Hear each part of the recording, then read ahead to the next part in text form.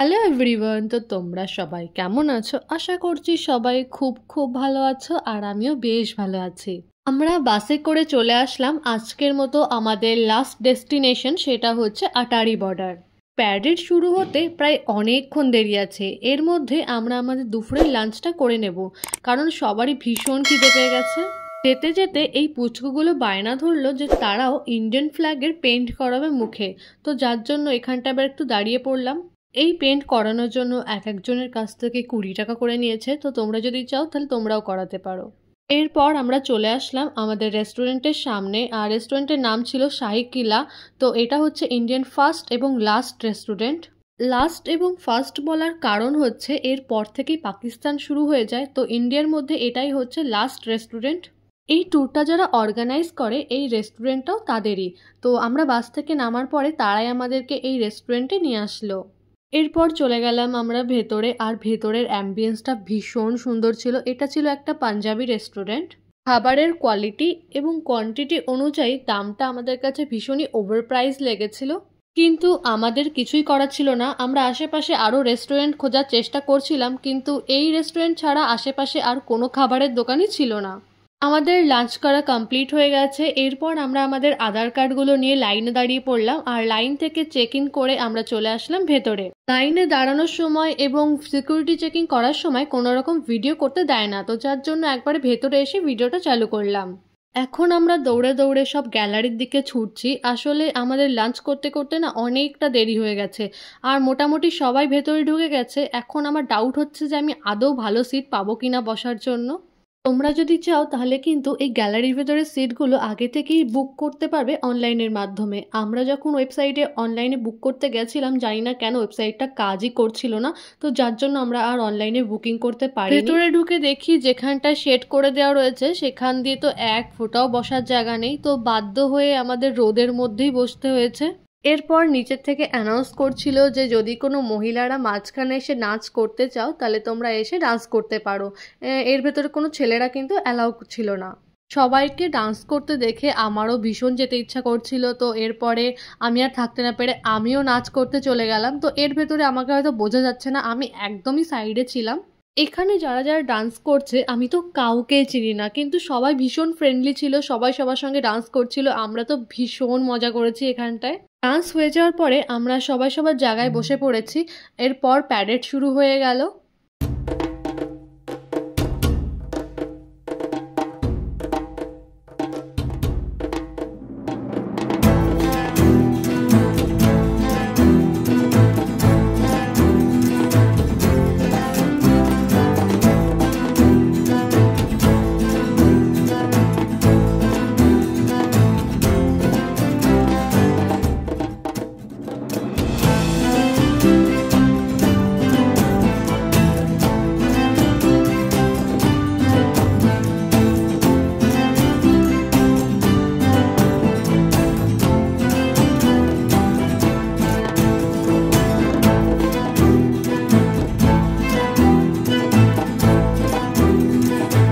আমরা তো প্রত্যেকেই রোদের ভেতরে বসেছিলাম, আর সবারই ভীষণ কষ্ট হচ্ছিল। রোদের তাপ এত বেশি ছিল যেন মনে হচ্ছিল মুখ পুড়িয়ে দিচ্ছে একেবারে। এর মধ্যেও এই প্যারেডটা দেখতে যে এত ভালো লাগছিল, আমাদের প্রত্যেকেরই তো পুরো গায়ে কাঁটা দিয়ে উঠছিল।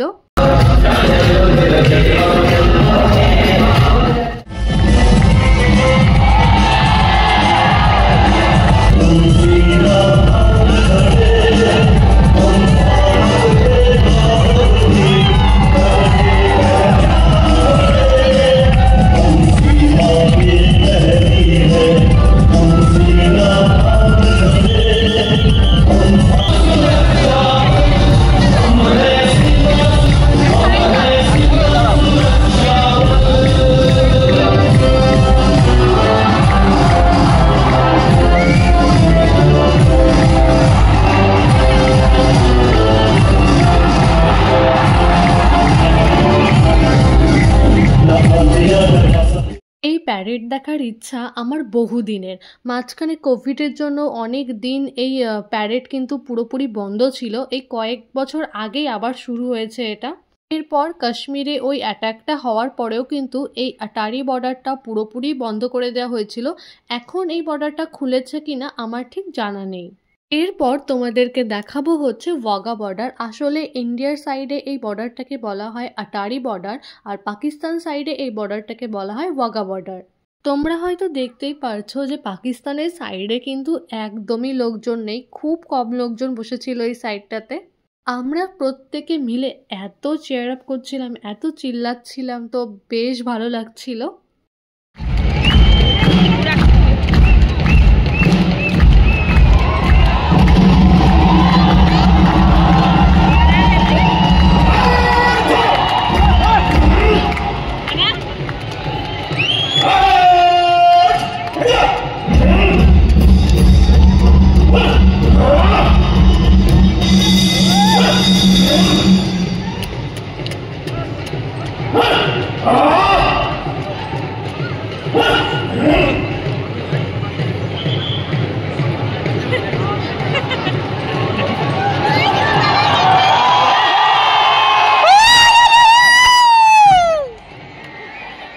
প্যারেডটা কিন্তু প্রায় শেষের মুখে, আর ওই 10-20 মিনিটই সময় আছে। এই প্যারেডের বৈশিষ্ট্য হলো বিস্তৃত এবং তাড়াতাড়ি নৃত্যের মতো কিছু কৌশল এবং যতটা সম্ভব উঁচুতে পা তোলা। কারণ এটি ভ্রাতৃত্ববোধের পাশাপাশি এই দুটো জাতির মধ্যে যে একটা প্রতিদ্বন্দ্বিতা রয়েছে তার প্রতীক।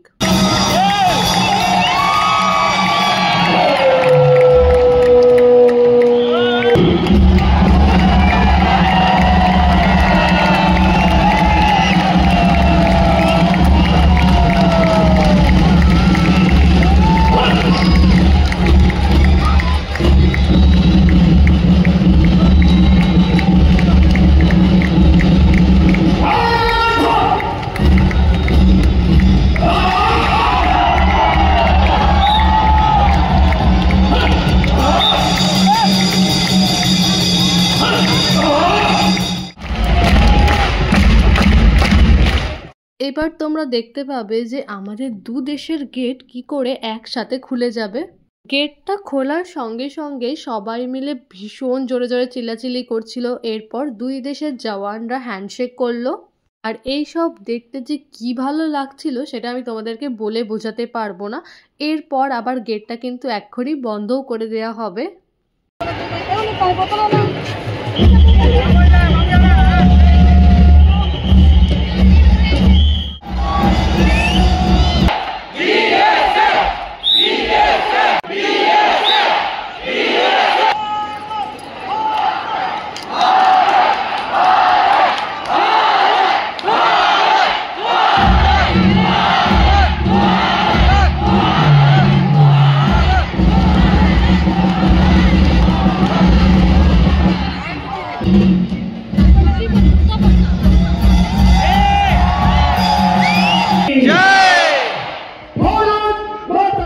এরপর দুই দেশের পতাকা একসঙ্গে আস্তে আস্তে নিচে নামানো হচ্ছিল। এই পুরো প্যারেডটা এত নিখুঁতভাবে হচ্ছিল, প্লাস এই পতাকা নামানোটাও।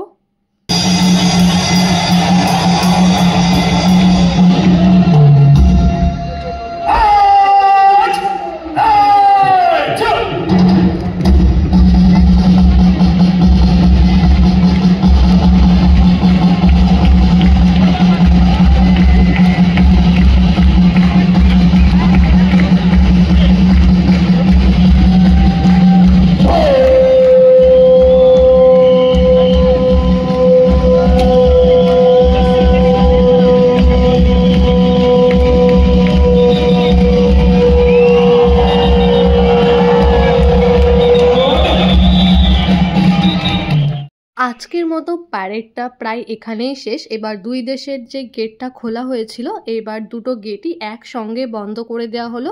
তো আজকের মতো প্যারেড এখানেই শেষ। এবার আমাদেরকে আস্তে আস্তে বেরিয়ে যেতে হবে। গ্যালারি থেকে সবাই মিলে একসঙ্গে বেরোনোর জন্য আমরা তো আমাদের সঙ্গে যে 2-3 জন এসেছিল তাদেরকে খুঁজেই পাচ্ছিলাম না। এরপর আমরা সবাই মিলে চলে আসলাম বাইরে। ভেতরে ঢোকার সময় যেহেতু কোনো ছবি তুলিনি, এইবার আমরা অনেক ছবি-টবি তুলবো। তো এখানটা আই লাভ ইন্ডিয়া লেখা ছিল, তো এখানটা দাঁড়িয়ে কটা ছবি তুলে নিলাম। এখানে একটা বিএসএফ এর শপও রয়েছে, আর এখানে কি কি পাওয়া যায় প্লাস কত কি রেট এখানটায় পুরো চার্ট টানানো রয়েছে। এখান থেকে আমরা একটা ক্যাপ কিনেছিলাম, ওই যে ব্লু কালারের ক্যাপগুলো দেখছো ওর ভেতর থেকে একটা নিয়েছিলাম। পাশেই কিন্তু একটা বিএসএফ মিউজিয়ামও ছিল, তো যার টিকিটের প্রাইস ছিল এক একজনের 10 টাকা করে। তো 10 টাকার টিকিট কেটে আমরা চলে গেলাম মিউজিয়ামে। এটা হচ্ছে বিএসএফ মিউজিয়ামের গেট। তো ভেতরে ভিডিও তোমরা করতে পারো, কোনো অসুবিধা নেই।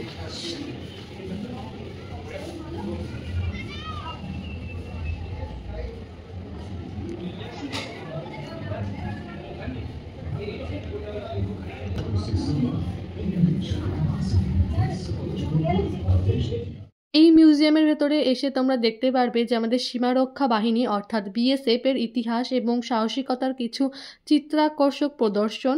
এর ভেতরে কিন্তু একটা মিনি থিয়েটারও রয়েছে, যার ভেতরে বিএসএফ জওয়ানদের গল্প দেখানো হয়েছে এবং বাস্তবসম্মত মূর্তি এবং ইউনিফর্ম, এখনকার বিএসএফরা কেমন কি ইউনিফর্ম পরে আর অস্ত্র ব্যবহার করে তার একটা প্রদর্শনী রয়েছে এখানটায়।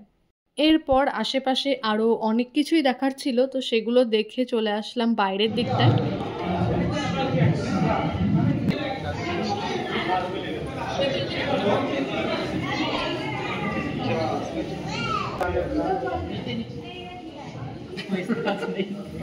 झाड़ू मारो इसकी तरह का हो गया